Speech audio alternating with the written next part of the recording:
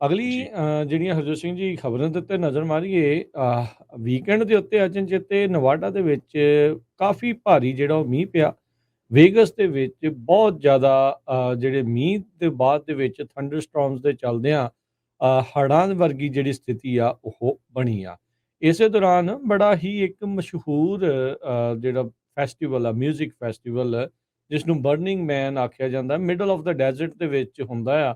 ਲੋਕ ਦੂਰੋਂ ਨੇੜਿਓਂ ਉੱਥੇ ਜਾਂਦੇ ਨੇ, ਕਿਉਂਕਿ ਉਹ ਰੇਤਲੇ ਇਲਾਕੇ ਦੇ ਵਿੱਚ ਸੀਗਾ। ਮੀਂਹ ਅਚਾਨਕ ਉੱਥੇ ਇੰਨਾ ਪੈ ਗਿਆ ਵੀ ਗਾਰਾ ਹੀ ਗਾਰਾ ਹੋ ਗਿਆ। ਲੋਕ ਜਿਹੜੇ ਆ ਉੱਥੇ ਸਟਕ ਹੋ ਗਏ, ਮੱਡ ਦੇ ਵਿੱਚ ਜਿਹੜੇ ਆ ਉੱਥੇ ਸਟਕ ਹੋ ਗਏ ਸੀਗੇ। ਸੋ ਹੁਣ ਕਹਿੰਦੇ ਵੀ ਜਿਉਂ-ਜਿਉਂ ਪਾਣੀ ਸੁੱਕ ਰਿਹਾ ਹੈ ਤੇ ਲੋਕਾਂ ਨੂੰ ਕੱਢਣ ਦੇ ਲਈ ਕੋਸ਼ਿਸ਼ਾਂ ਜਿਹੜੀਆਂ ਉਹ ਚੱਲ ਰਹੀਆਂ। ਜਿਹੜੇ ਸੀਈਓ ਨੇ ਬਰਨਿੰਗ ਮੈਨ ਦੇ, ਉਹਨਾਂ ਨੇ ਜਿਹੜਾ ਉਹ ਕਿਹਾ ਆ ਵੀ ਅਸੀਂ ਇਸ ਪੂਰੀ ਸਥਿਤੀ ਨੂੰ, ਵੈਨਿਊ ਦੇ ਵਿੱਚ ਜਿਹੜੀ ਸਿਚੁਏਸ਼ਨ ਆ ਉਸ ਨੂੰ ਅੰਡਰ ਕੰਟਰੋਲ ਰੱਖਿਆ ਹੋਇਆ ਆ ਤੇ ਪੈਨਿਕ ਕਰਨ ਦੀ ਲੋੜ ਨਹੀਂ। 70,000 ਤੋਂ ਵੱਧ ਲੋਕਾਂ ਨੇ ਬਰਨਿੰਗ ਮੈਨ ਦੇ ਇਸ ਸਾਲ ਦੇ ਫੈਸਟੀਵਲ ਨੂੰ ਅਟੈਂਡ ਜਿਹੜਾ ਆ ਉਹ ਕੀਤਾ ਸੀ। ਇੱਕ ਬਲੈਕ ਰੌਕ ਸਿਟੀ ਕਰਕੇ ਆਉਂਦੀ ਹੈ ਜਿੱਥੇ ਵੈਨਿਊ ਰੱਖਿਆ ਗਿਆ ਸੀਗਾ, ਤੇ ਕੱਲ ਜਿਹੜੀ ਆ ਉੱਥੇ ਮੀਂਹ ਦੁਬਾਰਾ ਜਿਹੜੀ ਉਹ ਆ ਗਈ। ਰੋਡਸ ਵਗੈਰਾ ਉਹ ਬੰਦ ਹੋ ਗਈਆਂ, ਕੈਂਪ ਗਰਾਊਂਡਸ ਆ ਉਹ ਪੂਰੀ ਤਰ੍ਹਾਂ ਗਾਰਾ ਜਿਹੜਾ ਉਹ ਬਣ ਗਿਆ।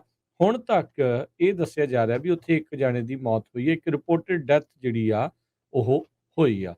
ਸੋ ਇਹ ਬਰਨਿੰਗ ਮੈਨ ਪ੍ਰੋਜੈਕਟ ਦੇ ਜਿਹੜੇ ਸੀਈਓ ਹੈਗੇ ਆ ਗੋਡੈਲ, ਇਹ ਆਪਣੇ ਆਪ ਨੂੰ ਨਾਨ ਪ੍ਰੋਫਿਟ ਆਰਗੇਨਾਈਜੇਸ਼ਨ ਕਹਿੰਦੇ ਆ। ਇਹ ਸਾਲਾਨਾ ਸਮਾਗਮ ਜਿਹੜਾ ਆ ਉਹ ਉੱਥੇ ਕਰਾਇਆ ਜਾਂਦਾ ਆ। ਸੋ ਇਹ ਜਿਹੜਾ ਉਹਨਾਂ ਨੇ ਕਿਹਾ ਵੀ ਇਸ ਵਾਰ ਥੋੜ੍ਹਾ ਜਿਹਾ ਉੱਥੇ ਗਾਹ ਜਿਹਾ ਜਿਹੜਾ ਕਹਿ ਲਓ ਵੀ ਮੀਂਹ ਕਰਕੇ ਪੈ ਗਿਆ, ਪਰ ਹੌਲੀ ਹੌਲੀ ਲੋਕਾਂ ਨੂੰ ਜਿਹੜਾ ਉੱਥੋਂ ਕੱਢਣ ਦੀਆਂ ਕੋਸ਼ਿਸ਼ਾਂ ਚੱਲ ਰਹੀਆਂ ਆ।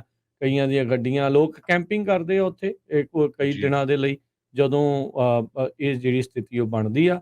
ਪਰ ਅਚਨਚੇਤੇ ਵੇਗਸ ਤੇ ਉਸ ਦੇ ਇਰਦ ਗਿਰਦ ਦੇ ਇਲਾਕਿਆਂ 'ਚ ਸਦਰਨ ਵਾਲੇ ਪਾਸੇ ਆਪਣੇ ਤੋਂ ਇੱਧਰ ਨਵਾਡਾ ਦੇ ਵਿੱਚ ਜਦੋਂ ਇਹ ਹੁਣ ਮੀਂਹ ਪਿਆ ਆ, ਉਹਦੇ ਨਾਲ ਕਾਫੀ ਜ਼ਿਆਦਾ ਜਿਹੜਾ ਨੁਕਸਾਨ ਆ ਉਹ ਵੀ ਹੋ ਰਿਹਾ ਆ ਤੇ ਮੁਸ਼ਕਲਾਂ ਜਿਹੜੀਆਂ ਉਹ ਵਧੀਆਂ। ਜੀ। ਸੋ ਬਿਲਕੁਲ ਗਾਰਾ ਬਹੁਤ ਇਕੱਠਾ ਹੋਇਆ ਹੈਗਾ। ਸੋ ਬੜਾ ਹੀ ਮਸ਼ਹੂਰ ਇਹ ਫੈਸਟੀਵਲ ਆ। ਇਸੇ ਤਰ੍ਹਾਂ ਜਿਸ ਤਰ੍ਹਾਂ ਤੁਸੀਂ ਮੀਂਹ ਦੀ ਗੱਲ ਕਰਦੇ ਸੀ, ਮੌਨਸੂਨ ਰੇਨ ਦੇ ਨਾਲ ਲਾਸ ਵੈਗਸ ਦੇ ਵਿੱਚ ਉੱਥੇ ਦੀਆਂ ਸੜਕਾਂ ਪੂਰੀ ਤਰ੍ਹਾਂ ਫਲੱਡ ਹੋ ਗਈਆਂ। ਕਈ ਜੋ ਹੋਟਲਸ ਆ ਉਹਨਾਂ ਦੀ ਪਾਰਕਿੰਗ ਲੋਟ ਪਾਣੀ ਦੇ ਨਾਲ ਪੂਰੇ ਭਰ ਗਏ। ਲੋਕਾਂ ਦੀਆਂ ਜਿਹੜੀਆਂ ਘਰਾਂ ਨੂੰ ਸੜਕਾਂ ਜਾਂਦੀਆਂ ਉਹ ਇੱਕ ਤਰ੍ਹਾਂ ਨਾਲ ਦਰਿਆ ਬਣੇ ਹੋਏ ਸੀ। ਤੇ ਪੂਰੀ ਜਿਹੜਾ ਆ ਲਾਸ ਵੈਗਸ ਦੀ ਜੋ ਵੈਲੀ ਆ, ਸ਼ੁੱਕਰਵਾਰ ਤੇ ਸ਼ਨਿਚਰਵਾਰ ਪੂਰੀ ਤਰ੍ਹਾਂ ਫਲੱਡਡ ਰਹੀ।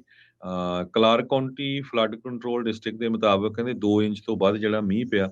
ਸੋ ਬਹੁਤ ਵਾਰ ਜਦੋਂ ਡੈਜ਼ਰਟ ਦੇ ਵਿੱਚ ਮੀਂਹ ਪੈਂਦਾ ਹੈਗਾ ਆ, ਨਿਕਾਸ ਉਸ ਹਿਸਾਬ ਨਾਲ ਬਣਾਇਆ ਨਹੀਂ ਹੁੰਦਾ ਵੀ ਇਹ ਤਾਂ ਜਿੱਦਾਂ ਡੈਜ਼ਰਟ ਹੀ ਹੈਗਾ ਆ। ਪਰ ਹੂੰ। ਜਿੱਦਾਂ ਇੰਨੀ ਤੇਜ਼ੀ ਦੇ ਨਾਲ ਬਹੁਤ ਛੋਟੇ ਸਮੇਂ ਦੇ ਵਿੱਚ ਜਿਹੜਾ ਮੀਂਹ ਪਿਆ, ਉਹਨ ਬਹੁਤ ਜ਼ਿਆਦਾ ਜਿਹੜਾ ਨੁਕਸਾਨ ਕੀਤਾ।